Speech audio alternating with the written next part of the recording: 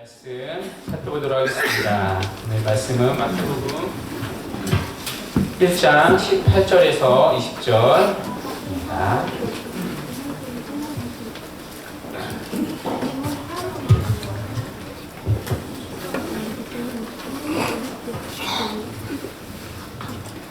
마태복음 1장 18절에서 20절 우리 한 목소리로 우리 합독하도록 하겠습니다. 시작. 예수 그리스도의 나심은 이러하니라. 그의 어머니 마리아가 요셉과 약혼하고 동거하기 전에 성령으로 잉태된 것이 나타났더니 그의 남편 요셉은 의로운 사람이라. 그를 드러내지 아니하고 가만히 끊고자 하여 이 일을 생각할 때에 주의 사자가 현명하여 이르되 다윗의 자손 요셉아, 내 아내 마리아 데려오기를 무서워하지 말라. 그에게 잉태된 자는 성령으로 된 것이라. 말씀 듣기 전에 악기자어로 인사했으면 좋겠습니다. 메리 크리스마스입니다.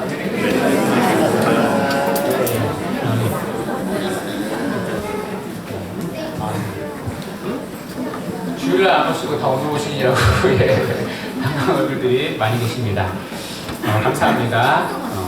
이 시간 성령으로 잉태되신 예수님이라는 제목으로 성탄절 말씀 증거하도록 하겠습니다. 오늘은 예수님의 탄생을 기념하는 날입니다. 성자 하나님이 이 땅에 인간의 몸을 입고 오신 날을 기념하는 날입니다. 이것을 우리는 성육신이라고 부릅니다. 여기서 성은 한자로 거룩할 성이 아닙니다. 대부분의 사람들이 이 성을 거룩한 성이라고 생각하는데요. 그래서 성육신을 거룩한 육체라고 생각합니다. 그러나 여기에 쓰인 성은 거룩할 성이 아니라 여러분 한자로 어떤 성이죠? 남한한 성이니까 안시성? 여기서 성은 한자로 이룰 성입니다. 그러니까 거룩한 육신이 아니라 육신을 이루셨다, 육신이 되셨다라는 뜻입니다. 그러니까 예수님은 우리와 다른 특별한 육체가 아니라 우리와 똑같은 육체를 가진 인간이 되셨다는 뜻입니다. 우리나라의 위인전을 보면 태어날 때 알에서 태어난 분이 계십니다. 또 외국 영화를 보면 이 슈퍼맨 같은 특별한 육체를 가진 인물이 있습니다. 그러나 예수님은 이 슈퍼맨과 같은 특별한 육체를 가지신 분이 아닙니다. 그분은 우리와 똑같이 어머니 뱃속에서 10달 동안 계시다가 태어나셨습니다. 유한한 인간의 몸을 그대로 가지고 태어나셨습니다. 우리와 똑같이 배고파하시고 피곤해하시고 잠을 주무셨습니다. 우리와 똑같은 완전한 인간으로 이 땅에 오셨습니다. 찬송가에 보면 그 어린 주 예수 우시지 않네라는 가사가 있습니다.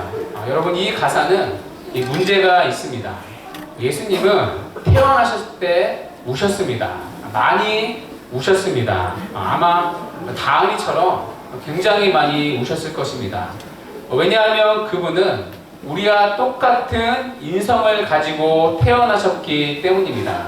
아기의 모습 그대로, 연약한 모습 그대로 보통 사람의 모습으로 똑같이 이 땅에 태어나셨기 때문입니다. 자, 그런데 우리가 읽은 오늘 본문은 딱 한 가지 다른 점을 이야기합니다. 여러분 무엇이죠? 성령으로 잉태되어 처녀인 마리아에게서 나셨다는 것입니다. 일반적으로 모든 사람은 아버지의 정자와 또 어머니의 난자가 만나서 잉태되게 됩니다. 그러나 예수님은 이 처녀의 몸에서 태어났다고 말합니다. 한 번도 남자와 관계하지 않은 여자의 몸속에서 태어났다는 것입니다. 남자의 정자 없이 여자의 난자만으로 수정이 되고 아이가 생겼다고 말합니다. 자, 그렇다면 이 일이 어떻게 가능합니까? 그 답이 오늘 본문에 기록된 성령의 잉태하심에 있습니다. 마리아의 난자를 사용하되 남자의 정자를 통해서가 아닌 성령으로 잉태되었다는 것입니다. 사실 이것은 우리가 이성적으로 또 과학적으로 도저히 이해할 수 없는 초자연적 일입니다. 그래서 많은 세상의 사람들은 이것을 부인합니다. 그러나 예수님의 탄생에 있어서 이 성령의 잉태하심은 너무나 중요한 기독론적 고백입니다. 그래서 오늘은 이 부분에 대해 함께 살펴보도록 하겠습니다. 성탄을 맞이하여 성령으로 잉태되었다는 것이 무슨 의미인지 이 시간 세 가지로 우리 간략하게 살펴보도록 하겠습니다. 자, 첫째, 성령으로 잉태되심은 삼위일체 하나님을 계시해 주기 위함입니다. 성령으로 잉태되심은 삼위 하나님의 일하시는 방식을 볼 수 있는 중요한 장면입니다. 자, 우리가 하나님을 생각할 때 하나님 하면 우리는 항상 삼위 하나님이 떠올라야 합니다. 이 삼위 하나님은 언제나 함께 일하십니다. 성부는 성자와 성령 없이, 또 성자도 성부와 성령 없이, 성령도 성부와 성자 없이는 아무 일도 하시지 않으십니다. 우리의 구원을 위해 성부, 성자, 성령, 삼위 하나님이 언제나 함께 일하십니다. 이것을 보여주는 샘플이 바로 예수님의 탄생이죠. 성부 하나님이 성자 예수님을 이 땅에 보내셨습니다. 그리고 성자 예수님은 성부 하나님께 순종함으로 이 땅에 오셨습니다. 자, 그런데 이 예수님의 탄생은 성령으로 잉태되는 과정을 통해 태어나셨습니다. 예수님의 출생이 성부, 성자, 성령, 삼위 하나님의 공동 사역이라는 것입니다. 보내시는 성부 하나님, 오시는 성자 예수님, 잉태되게 하신 성령 하나님, 삼위 하나님은 언제나 우리의 구원을 위해 함께 일하신다는 것입니다. 이것을 보여주는 표현이 바로 성령으로 잉태되었다는 뜻입니다. 자, 둘째, 성령으로 잉태되었다는 것은 그분은 죄가 없다는 것을 말합니다. 우리를 죄로부터 구원하기 위해서는 한 가지 조건이 있어야 합니다. 바로 죄가 없어야 한다는 것입니다. 그런데 문제는 모든 사람이 죄를 가지고 태어납니다. 타락한 아담 이후로 태어나는 이 땅의 모든 인간은 죄인으로 태어납니다. 일반적인 생육법으로 태어나 모든 인간은 다 죄 아래 태어납니다. 아버지와 어머니의 관계 사이에 태어나 모든 사람은 뱃속에서부터 죄의 영향력 아래 죄를 가지고 태어납니다. 그리고 그 죄의 값은 사망입니다. 그러니까 모든 인간은 뱃속에서 잉태됨과 동시에 죽음의 저주 아래에 놓여 있습니다.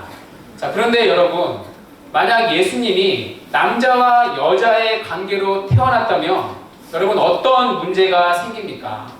그분은 우리와 똑같이 죄인으로 태어났을 것입니다. 자, 그렇게 되면 예수님은 십자가에 달려 죽으셨을지라도 우리를 결코 죄로부터 구원할 수 없습니다.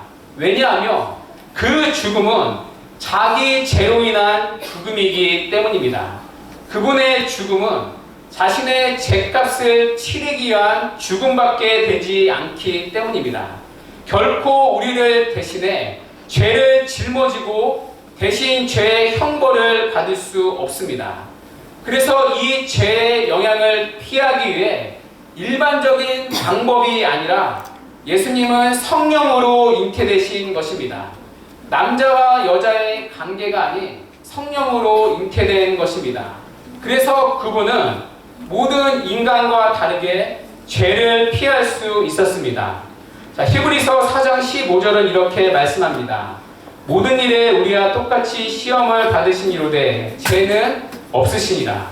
여러분, 예수님이 죄 없으신 이유가 무엇입니까? 바로 성령으로 잉태되셨기 때문입니다. 그래서 그분의 죽으심은 자신의 죄로 인한 죽음이 아니라 우리의 죄를 위해 대신 죽으신 대속의 죽음이라는 것입니다. 그래서 그분은 우리를 죄로부터 구원할 수 있는 구주가 되실 수 있다는 것입니다. 자, 마지막으로 셋째, 성령으로 잉태되었다는 것은 예수님이 신성을 가지셨다는 뜻입니다. 여러분, 우리를 죄로부터 구원하기 위해서는 죄 없으신 분으로만 되는 것이 아닙니다. 한 가지 더 중요한 조건이 있어야 합니다. 그분은 하나님이셔야 한다는 것입니다. 여러분, 왜 예수님은 하나님이셔야 했습니까? 그래야 우리를 죄의 형벌로부터 구원할 수 있기 때문입니다. 자, 만약에 예수님이 그저 인간이라면 우리를 위해 십자가에 죽는다 할지라도 결코 우리를 구원할 수는 없습니다. 왜입니까? 인간이 지은 죄의 값은 무한한 형벌이기 때문입니다. 지난번에도 한번 말씀드린 적이 있는데요. 죄의 형벌은 죄를 짓는 대상에 따라 달라집니다. 그러니까 똑같은 죄를 지어도 죄를 짓는 대상에 따라 형벌이 달라지죠. 예를 들어 제가 북한에 살고 있습니다. 근데 북한에서 제가 지나가는 사람을 때렸습니다. 그러면 얼마를 주고 이제 합의를 하면 끝나겠죠. 그런데 제가 김정은을 때렸습니다. 그러면 합의로 끝날 수는 없습니다.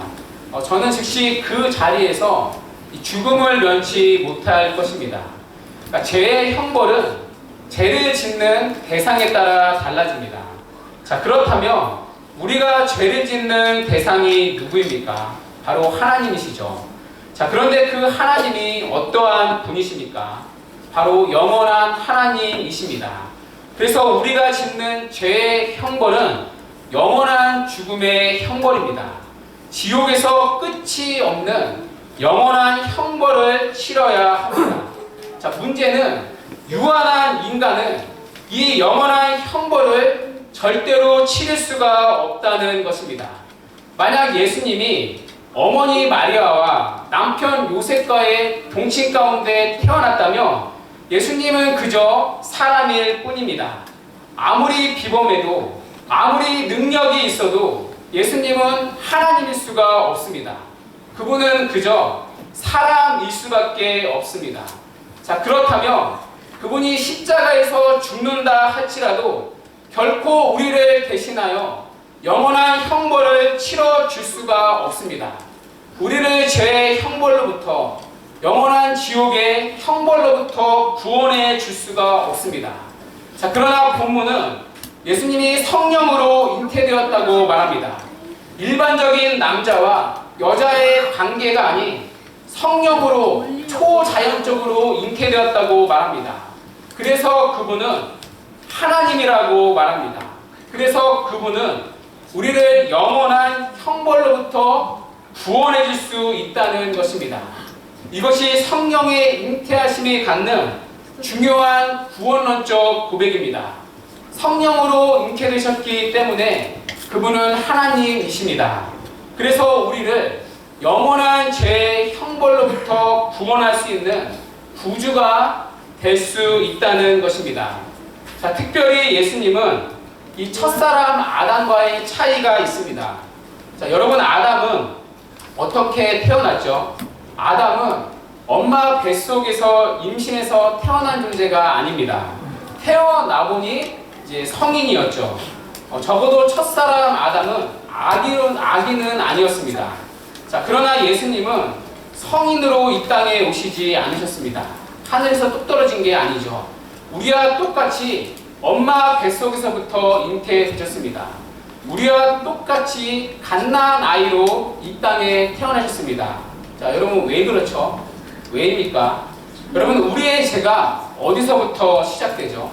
자, 시편 51편 5절은 이렇게 말씀하는데요. 우리 함께 읽어보도록 하겠습니다. 시작. 내가 죄악 중에서 세상되었으며 어머니가 죄에서 나를 자, 여러분, 우리의 죄가 어디서부터 시작이 되죠? 그렇죠. 모태로부터, 잉태됐을 때부터 시작됩니다. 어머니 뱃속에서부터 우리의 죄는 시작됩니다. 그러니까 우리의 죄는 모태에서부터 무덤까지입니다. 자, 이것이 예수님이 우리와 같이 어머니 뱃속에서 잉태된 이유입니다. 모태에서부터 시작된 우리의 죄를 덮기 위해 예수님은 우리와 똑같이 어머니의 모태로부터 태어난 것입니다.